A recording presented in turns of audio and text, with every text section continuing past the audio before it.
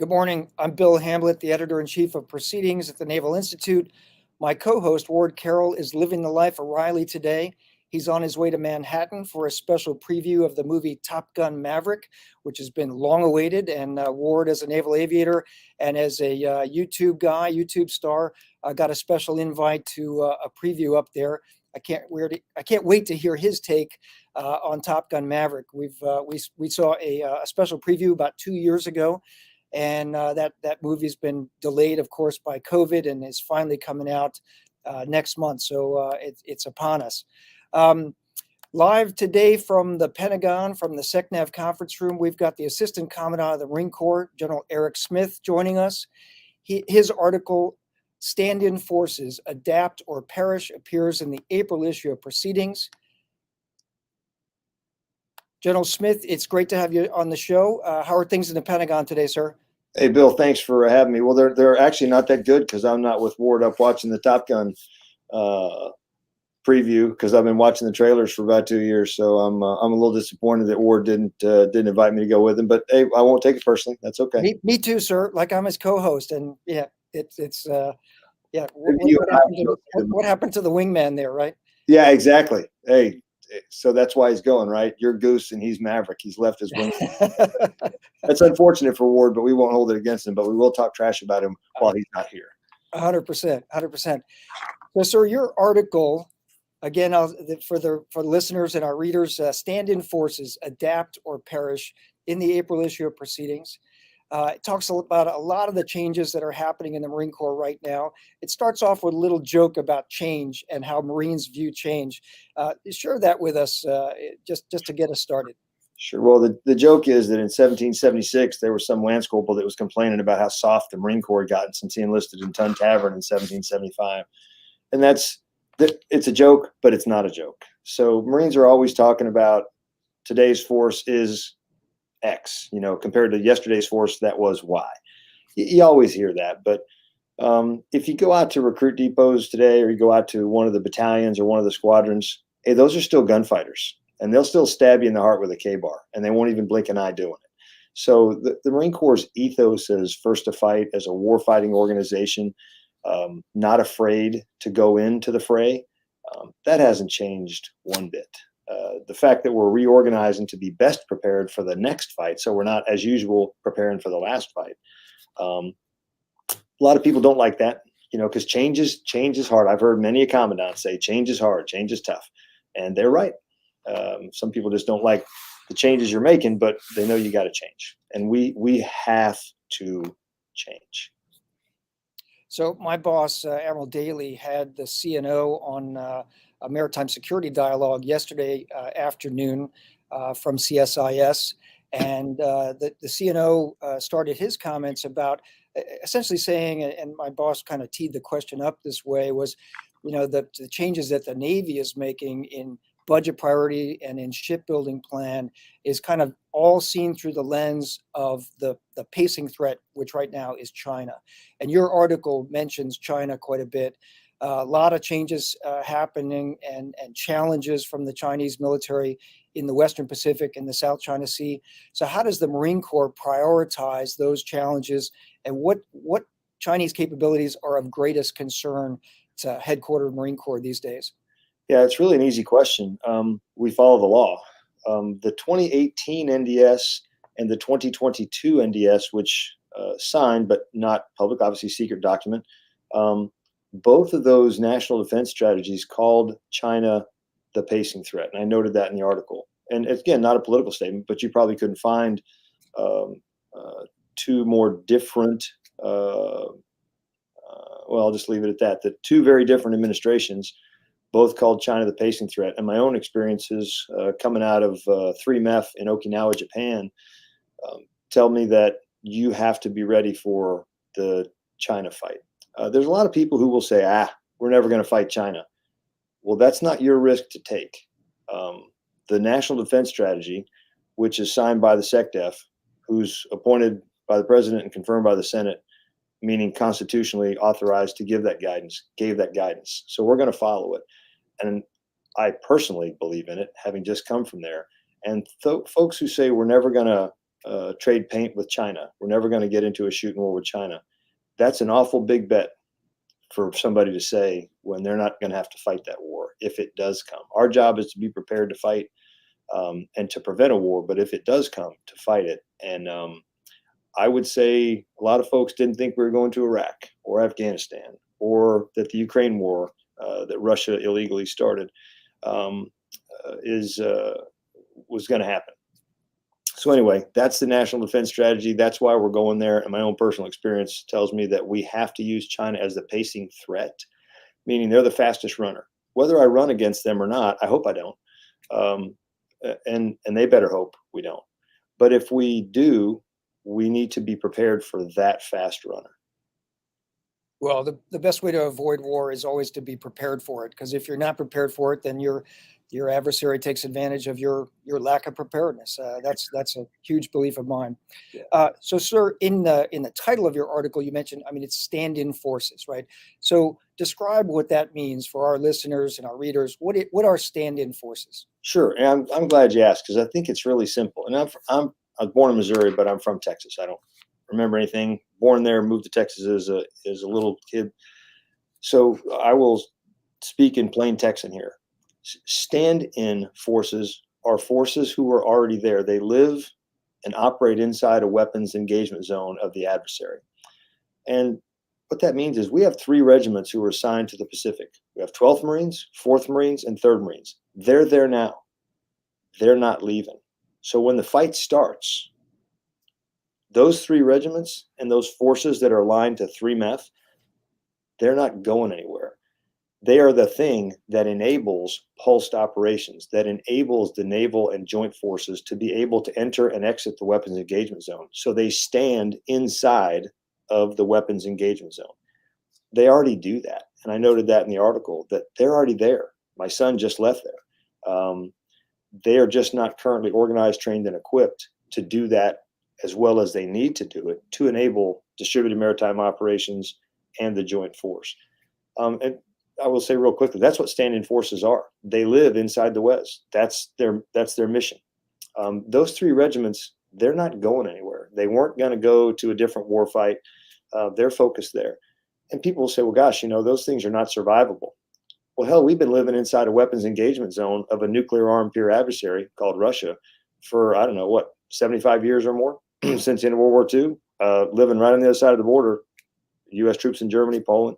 So I cannot take that argument seriously that you're not survivable.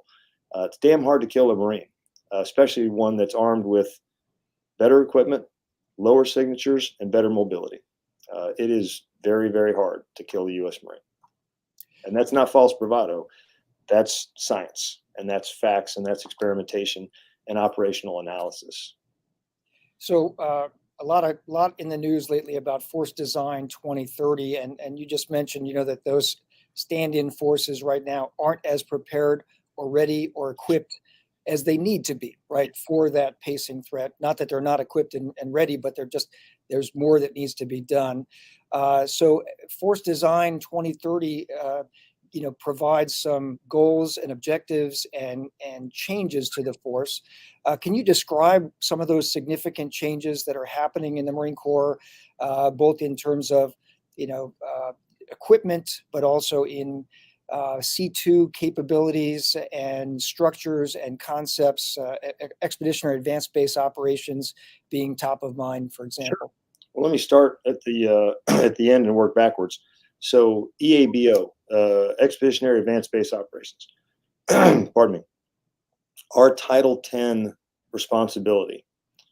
We are, in fact, there's 2 positions of the Congress, the 82nd and 112th, which say we are the crisis response force. We are the most ready when the nation's least ready. And we love doing that, and we adhere to that, and we take that mantle with pride. Our Title 10 responsibility, Title 10, Section 5063, is to secure or defend advanced naval bases and to conduct such land campaigns as may be required in the furtherance of a naval campaign. That's Title 10. Easy to find. You can Google it or Bing it or whichever one you want to use, but that's our Title 10.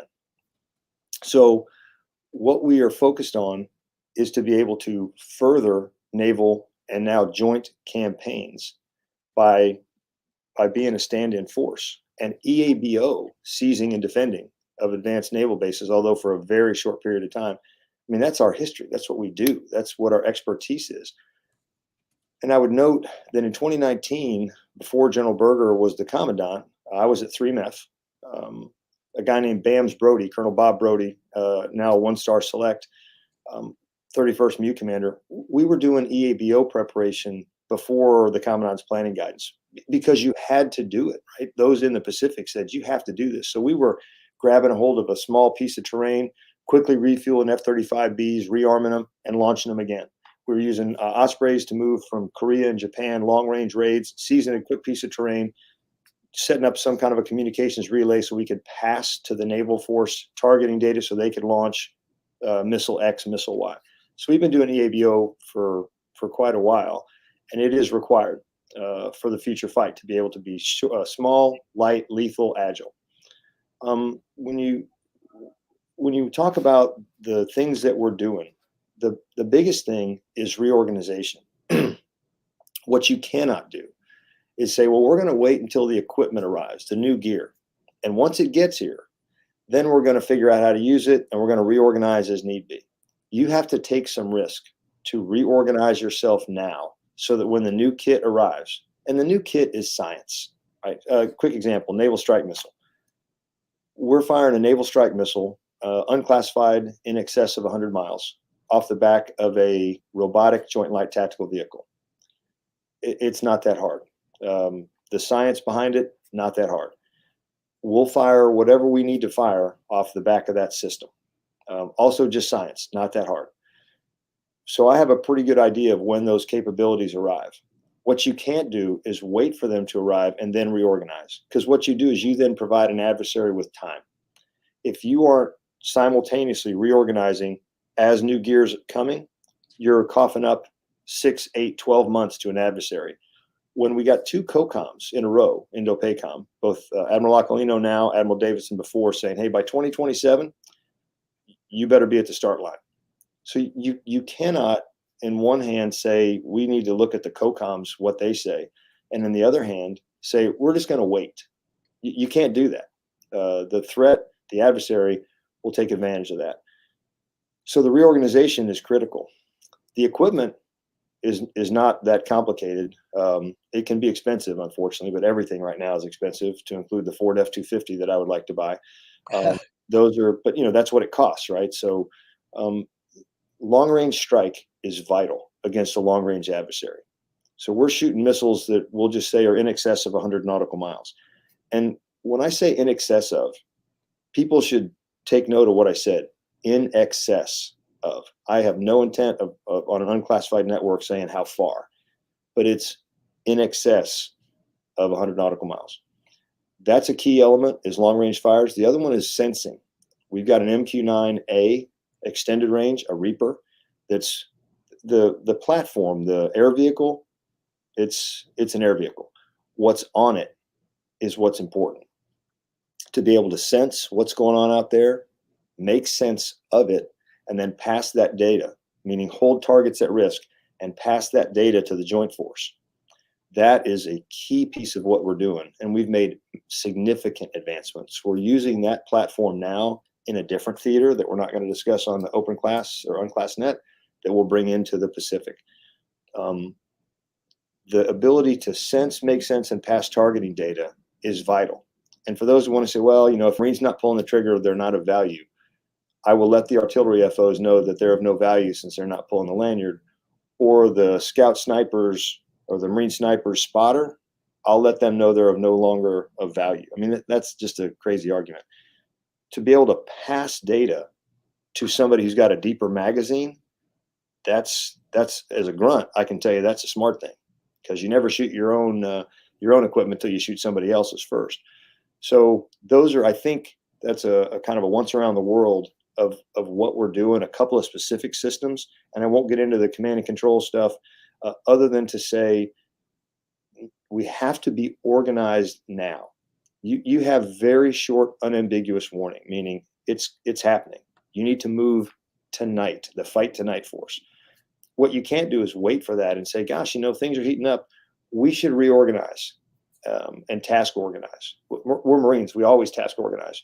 But we have to, for this threat, we have to live in a task organized state that is ready to get on board organic mobility, L-class warships, C-130s, 53s, MV-22s, light amphibious warships. We got to be ready to get on that in the command and control organization in which we will fight. We have to live in that command and control organization. We don't do that today. Hey, war's coming. We have weeks to prep, and we organize, and then we go. Those days against a peer threat who has hypersonic weapon systems and ubiquitous ISR, intelligence, surveillance, reconnaissance, you can't do that with a patient threat. Sorry for the long answer, but there's a lot wrapped up in that one. No, definitely, sir. And I'll key off of a couple of things you just said, and also some points that the CNO mentioned yesterday. So the CNO was talking about distributed maritime operations, which is a huge tactical concept for the Navy right now. The idea that we're not going to sail with concentrated strike groups that present a big target, but we're going to disaggregate and aggregate the fires. And the way you just described EABO and some of those, like the Naval Strike Missile capability, fired from from ashore by Marines, it tells me that the Marines are very much incorporated into that distributed maritime operations, the distributed fires with the Navy. And the CNO said yesterday, I think this was one of the strongest points that he made, was that the concept of operations in Sixth Fleet, for example, is signed not only by the Sixth Fleet commander, but also by the MEF commander. And you commanded 3 MEF, but he mentioned that out in 7th Fleet, that it's a concept of operations that's not just 7th Fleet's concept ops, but it's also 7th Fleet and 3 MEF concept of operations. And so that gets to your point about, hey, you've got to be tied together, exercising together, and ready to fight tonight without the 6 months of advance warning of, hey, how are we going to do this, right? Yeah, and Bill, I think the key is, one, we are navally integrated at the MEF and fleet level. 3rd Fleet, 1 MEF, 7th Fleet, 3 MEF, 6th Fleet, 2 MEF.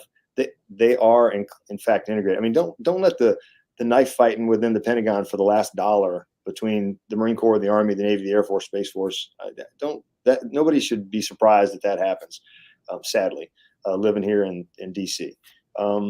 But at the fleet level, the Echelon 2 and below in Navy parlance, hey, they are in fact tight because they depend on each other.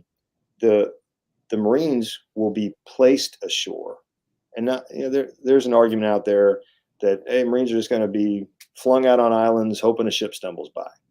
Okay, that's the most disingenuous thing I've ever heard, and one that's been very clearly explained repeatedly to some of the very individuals who make that claim. Marines will be strategically placed using organic mobility at places where they can influence fleet maneuver. And those locations are worked out jointly between the Joint Force Commander, the Naval Component Commander, the JFMC, the Joint Force Maritime Component Commander, the Fleet Commander, the MEF Commander. Hey, go here, and with a range of X, you can either block enemy mobility, which is sea denial, which is half of distributed maritime operations, to enable the Navy to do sea control back here in the control area. You can herd into a fire zone or a fire sack, if you want to use a Russian term, which I don't, but if you want to herd an enemy fleet into a certain place where they can be struck, then you go here. So they're not hoping somebody stumbles by. They are in fact blocking, preventing, and that's exactly how we would do it ashore. What's different in a land campaign? What's different is we're projecting fires from the shore out to the sea. And I would note, historically, having been on the island of Guadalcanal for the 75th anniversary, that Colonel Del Valle, when he was the CO of 11th Marines working for a guy named Vandegrift, was shooting didn't strike, but was challenging Japanese ships out in the Slock, shooting from the shore. He went later on to be a general officer, but Pedro Del Valle was doing this back in 43. So this is also not a new concept. All you got to do is read it. You want a new concept, read an old book. The boss has told me that. So you hinted at it a little bit there, sir, but our listeners are well aware of some of the pushback that the Commandant and Force Design 2030 have been getting. including from some retired senior Marines, right, who have been writing about it recently. So how do you respond to those questions or critiques? Sure. Having a debate is fine. Going out and having a discussion, hey, we don't agree with this, and writing scholarly articles is fine. But there's a couple things Marines don't do. We don't uh, go after a sitting commandant. And here's the other thing that I'll just say, without breathing a whole lot of life into it, because frankly, it doesn't have a lot. If anyone thinks that General Berger took a coach's whiteboard and sat in a dark room and built force design, they have no idea how it was actually built. So the commandant came in with an idea based on a national defense strategy, which was in draft then, but we knew what it was because we were working on the draft. That said, pacing threat is China. You got to be prepared. The Indo-Pacific is the primacy theater, which we knew because we had been living there. General Berger was in 1 MEF and then Fleet Marine Force Pacific, and I'd been in 3 MEF. So when the commandant said, here's the vision, a force that is most ready to deal with the threat we're required by law to be most ready to deal with, how do we do that? What's that look like? Pulled in a bunch of colonels, lieutenant colonels, general officers with a lot of combat time, and said, how would I do that? Build me courses of action.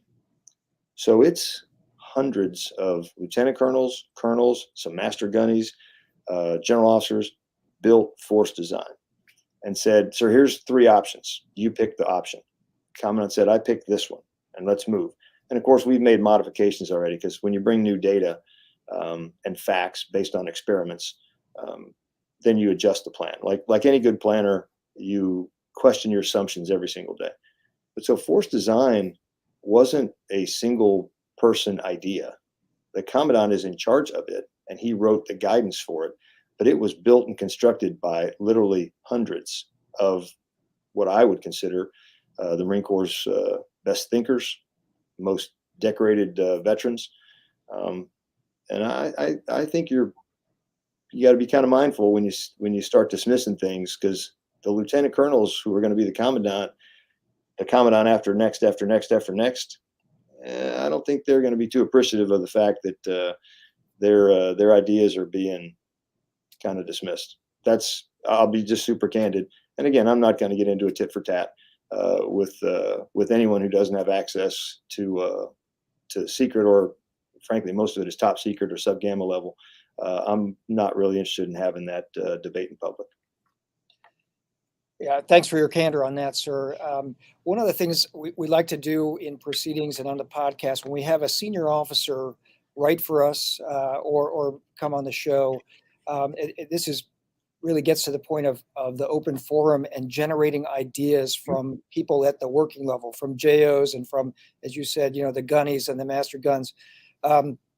It's always to ask, what changes or what things are going well in your priorities, and where do you need the most help, right? So what's going well? You got 5, 6 priorities, 3, 4, whatever the number is, and no matter who you are in the world, some of those priorities are going well for you and some of them aren't. So to Force Design 2030, to where you're headed, give us a little bit of what's going great, where do you need the help? Yeah, what I'm most excited about probably is, as an infantryman, is the infantry battalion reorganization. So here's a fact here. What we decided to do to reorganize the infantry battalion to be light, lethal, mobile, effective at long range, low signature. We took 1 battalion in each division and said, hey, go out and take a look at, here's where you are now, about 890 is your table of organization, your TO. Hey, go out and look at something much lower, much being in like low 700s. Take a look at that for a year. Go out and experiment with that, 1 battalion per division. And they're all coming back in and saying, we probably need to be here. That hasn't gone to the commandant yet. We'll pull all that together. We'll take it to the commandant, who every time you bring him data, he'll say, okay, the assumption was wrong. Let's go and move here. So we haven't even finished the experiment yet. But what we've found is, we're going to need to adjust that and adjust that and adjust that. and they're all finding slightly different, but on a trend line, I would say they're the same. So that's again pre-decisional, but you got to know where the edge is, right? You got to quickly move and determine where is the edge, and you do that with field experiments. These aren't war games. Which war games are of great value, especially now using the tools that we have.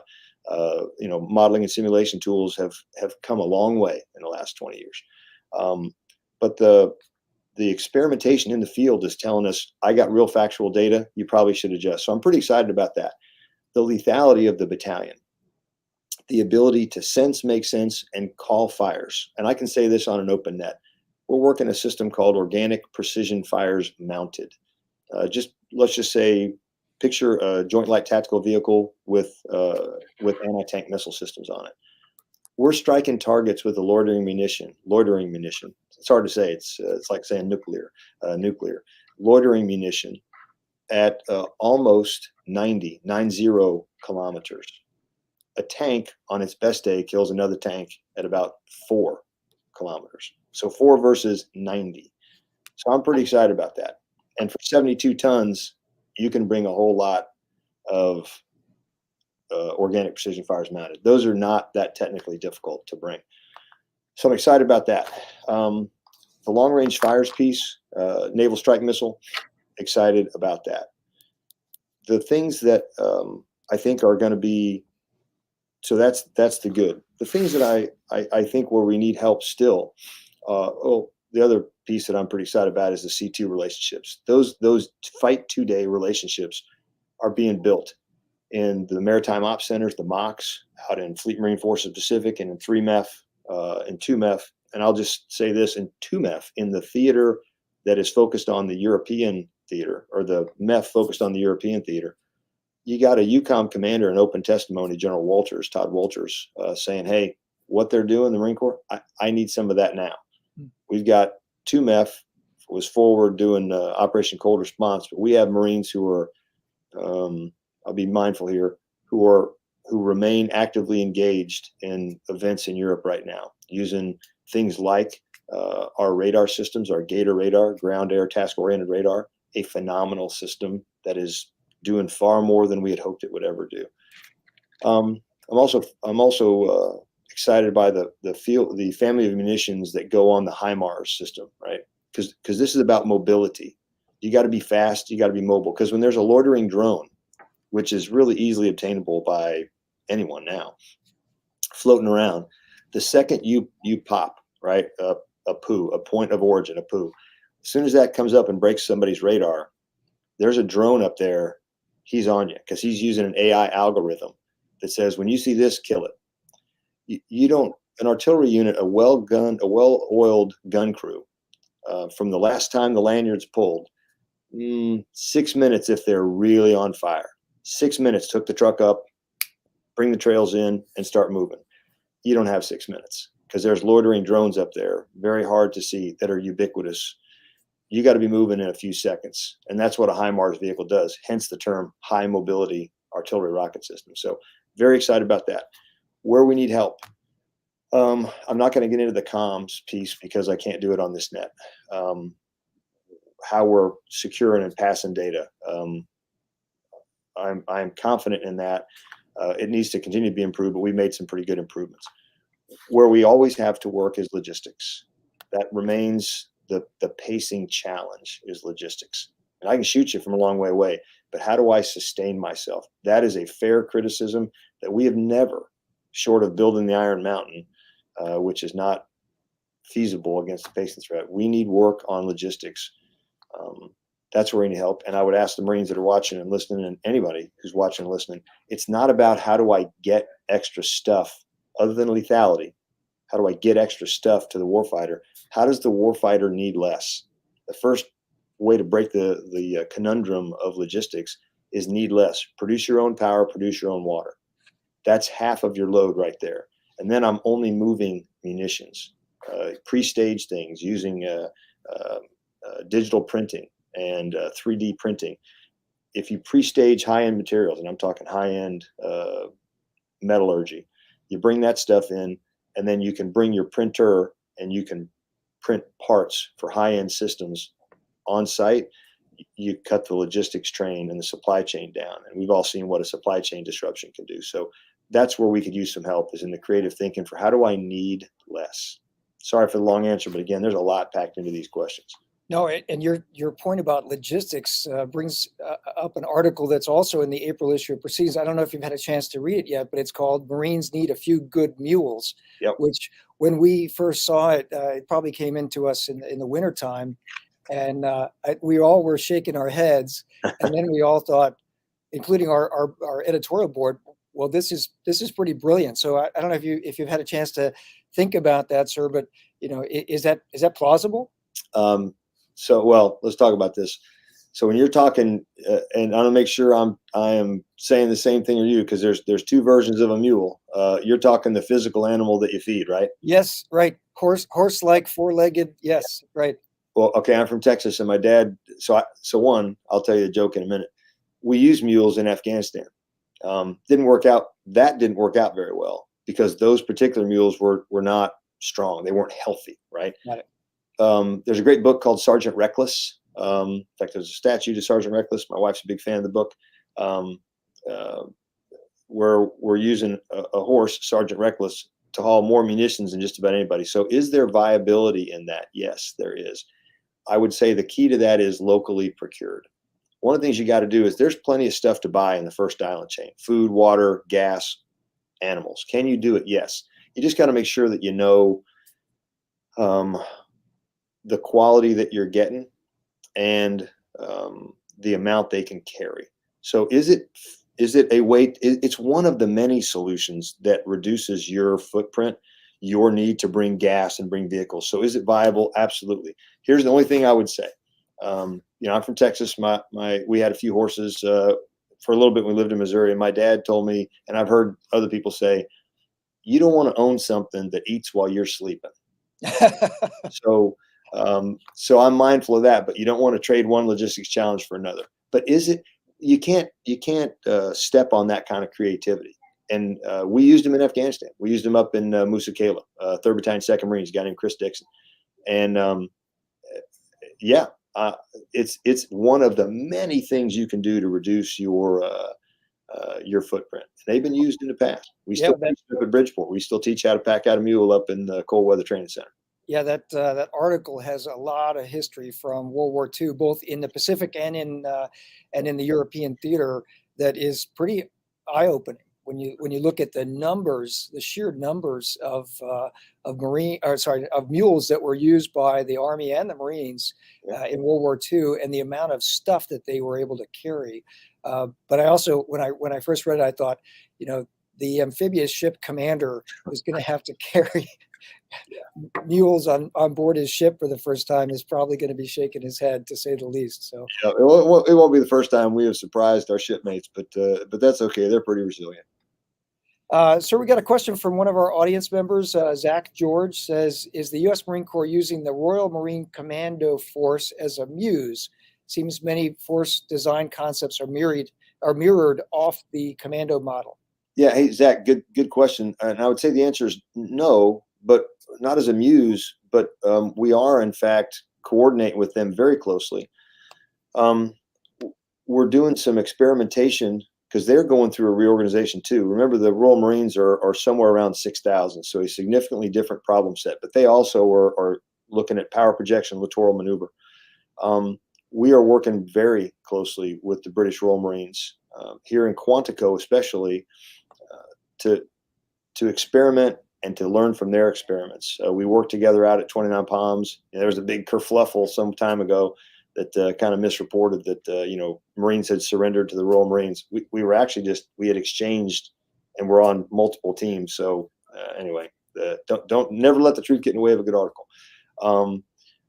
We are working closely with them, but I wouldn't say we're using them as a muse. But yes, we are tightly coordinated with them, despite the whole burning of Washington, D.C. We just found the British attaché guilty of that, by the way, and determined that he owes $134 trillion for damages. But in all candor, he then claimed that we owed him several billion more, or trillion more than that for Ohio. So we're working through that with the British. But we're tightly coordinated with them and several other allies. the Norwegians among them, for how do we jointly experiment and test. But that's a good question, Zach. Sir, Zach's question and your answer to it, but also earlier you mentioned that Force Design 2030 wasn't just the brainchild of General Berger, that it was the brainchild of literally hundreds of senior combat experienced Marines at multiple ranks. And one of the questions that I'd like you to get to is how do you test those assumptions, right? So what's the role for you in exercises, in war games, and is the Marine Corps University and the Marine Corps Combat Lab working with the Naval War College and their war gaming capabilities? How are you guys testing and refining those concepts and capabilities as you move forward? So we are absolutely tied in to the Navy and the Joint Force. The Marine Corps Warfighting Lab, McWill, led by Major General Ben Watson down in Quantico, that is the center, right?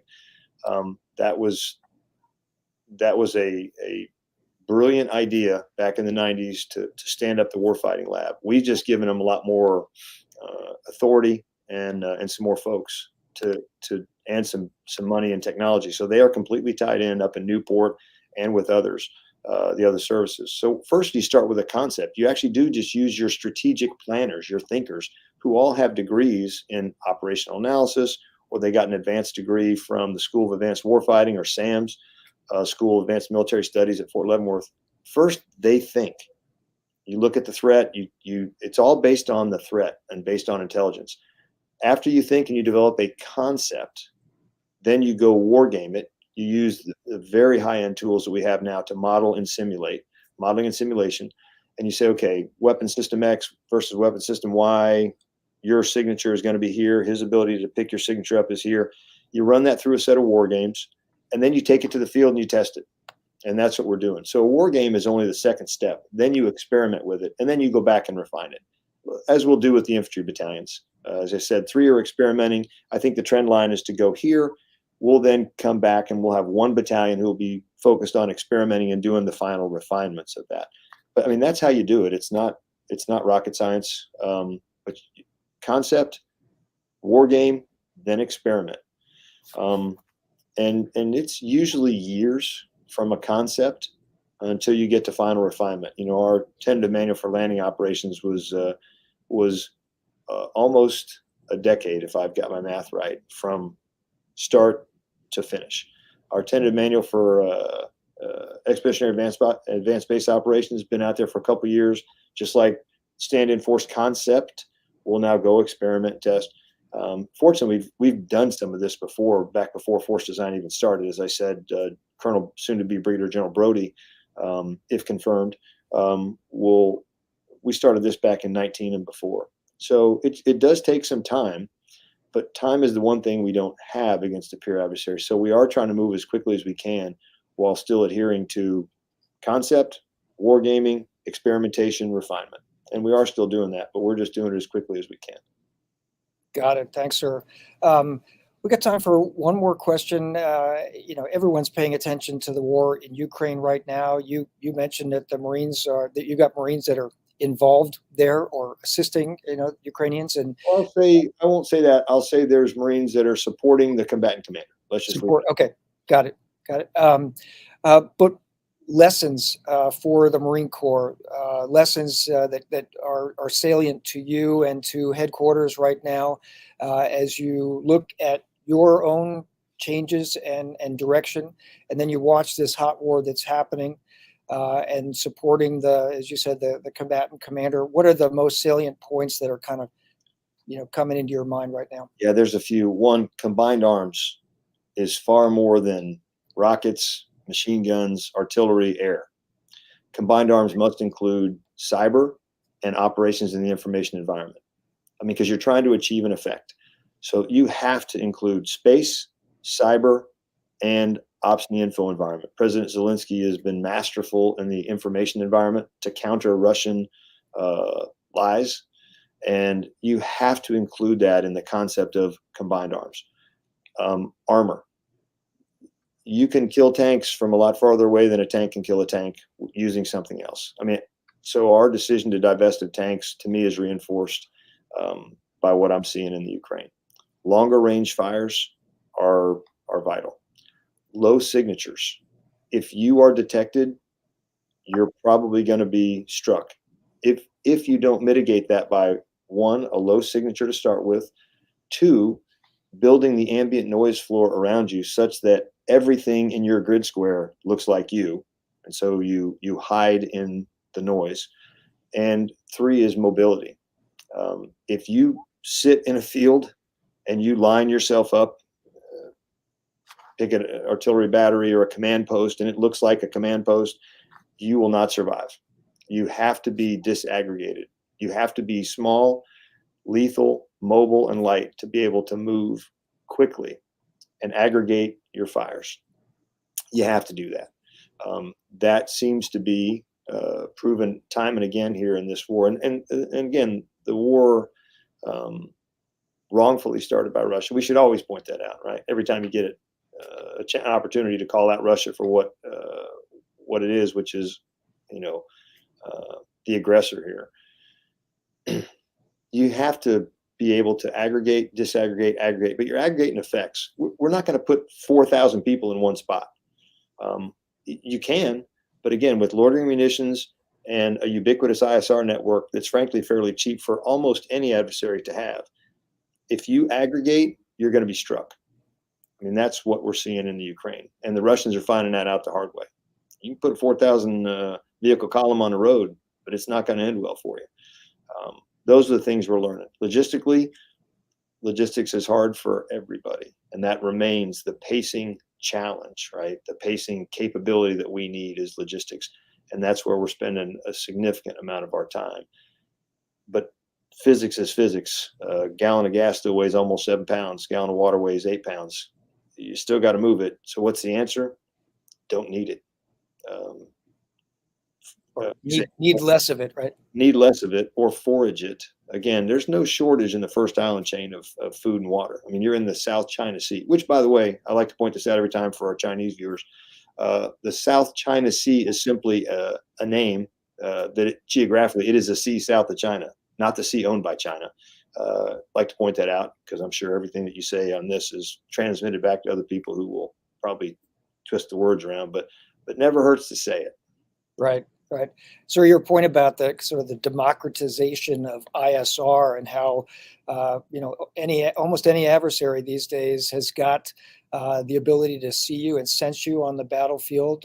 There's, these Turkish-made TB2 drones have played a starring role in the conflict in Ukraine. And, this is a big change from 10 years ago, where it was only, the most powerful nations that had things like Predator and Reaper and that kind of persistent ISR. And now it's out there, not just the ISR part, but also the ability to strike from that capability. So very good point that you got to be mobile, you got to move, you can't be concentrated because you're going to be seen and found and targeted. And the other thing, if I can, Bill, I know you're short on time, but the other thing would be what we always relearn is that the individual, right? The individual Marine, the individual Ukrainian soldier, if you're willing to die for your country, to die for a cause, the Constitution in our case, you are, again, incredibly hard to kill. And that's what people don't count on, is fighting for an ideal, not for a person. And that is still imbued in every single Marine that puts his or her footprints on the yellow feet on the yellow footprints, or every officer candidate that goes to Quantico. We're still teaching that. That hadn't changed, not one bit. So the Marines that are out there today, again, they'll stab you right in the heart with a K-bar if you challenge the Constitution, and they won't even blink an eye. I mean, that's who we are. It's what we are, and we're proud of it. That's who we recruit. That's who we train, and you cannot overvalue the individual Marine. And our training and education 2030, which is also the follow-on to talent management 2030, which is, hey, keep your more senior people. Those with experience, hey, keep them. God forbid you let somebody stay at Camp Pendleton for 6 years because they would like to stay there for 6 years. You say, well, no, you got to move to Camp Lejeune, and they get out. Again, we're talking, but we're not going to give you everything you want, but we should at least ask, what will it take to keep you? That's talent management. And the second part is better training, better education. We have systems now that when you light them off, use them in war mode, you're immediately picked up by somebody's collection means. So we have to use live virtual constructor training to hide what we're doing. And I'm being purposely evasive on a few things because everything is picked up. And that's something that I think, unless you're in it today and you see the threat every single day that I see, you understand the capabilities of collection of our adversaries, you won't understand why we're investing in some of the tools we're investing in. But talent management, just final point, is part of force design, which is you're spending a lot of money on people. You got to keep them. We used to move you every 3 years. Why? Well, because the Marine Corps does that. Well, I'm still giving you butt orders. If I tell you, hey, I'm going to say it on here because I think I can. Hey, your ass is moving to Okinawa or you're moving to Lejeune, and I'm done negotiating. But before I start that, I'm going to say, what would you like to do, Devil Dog? I'd like to stay at Lejeune for 3 more years. And if I can do that, and that Marine will stay for 3 more years, why wouldn't I do that? I mean, that seemed kind of crazy to me. But anyway, that's talent management, and moving into training and education 2030, which is just a better way to do business against a patient threat. Sorry for that free pay advertisement about the 3 elements of force design: organization, equipping, but talent management, and training education. They're all kind of this trifecta that gets you to a force that's really ready against a pure threat and can handle all the other things, because we didn't talk about MUSE, the MAGTAF. We're still a MAGTAF. We still do MUSE. We're still able to aggregate those forces if the high-end, truly high-end conflict comes where we need to aggregate in a bigger sense than we would against a pacing threat. If we have to aggregate MUSE, we can still do that. But we're not focused on that because we can already do that. So. No, great points, especially the personnel side. The individual Marine is so important. Without the best people, you can't win. So getting the best people in and training them well and educating them well, and then retaining the ones that you need to retain is critical for any organization, especially these days. It's hard to retain people because there's a lot of jobs out there, right? Well, it's hard to retain, and that's why we put in we're using the authorities Congress gave us for lateral entry, and I think we're talking a few dozen people. But if I got a guy who's a VP at Alphabet or Google, and we literally have those guys in reserves, but who's got 10 years experience doing cyber, and I bring him in, he wants to be an enlisted Marine. You're going to be a private. Wait a minute, I can't make him a corporal, or I can't make this guy a captain, or even a major. I mean, crap, we did brevet colonels in World War II. So I'm not saying we're doing that across the board. And these aren't people that are wearing green hair either, by the way. This is a cyber expert who wants to go to OCS first. And after he gets through OCS or she gets through OCS, I might commission you as a captain or a major because I need to pay you what you're worth. Or I can not have you. I mean, but they're still going to OCS, still going to boot camp. So anyway, that's a little misinformation campaign about that too, but try to clear that up. Gotcha, sir. Well, that wraps up another episode of the Proceedings podcast. The show is brought to you by the members of the Naval Institute. Since 1873, our members have been the foundation of everything we do. To become a member of the Naval Institute, go to usni.org/join. General Smith, thank you again for writing for Proceedings to begin with and for your time today. Great to have you on the show. Thanks a lot, Bill. Thanks to Admiral Daly. Y'all have a great day, and I'll see you at the Top Gun movie whenever you and I can afford tickets. Sounds good, sir. All right. Well, until next episode, remember, victory begins at the Naval Institute.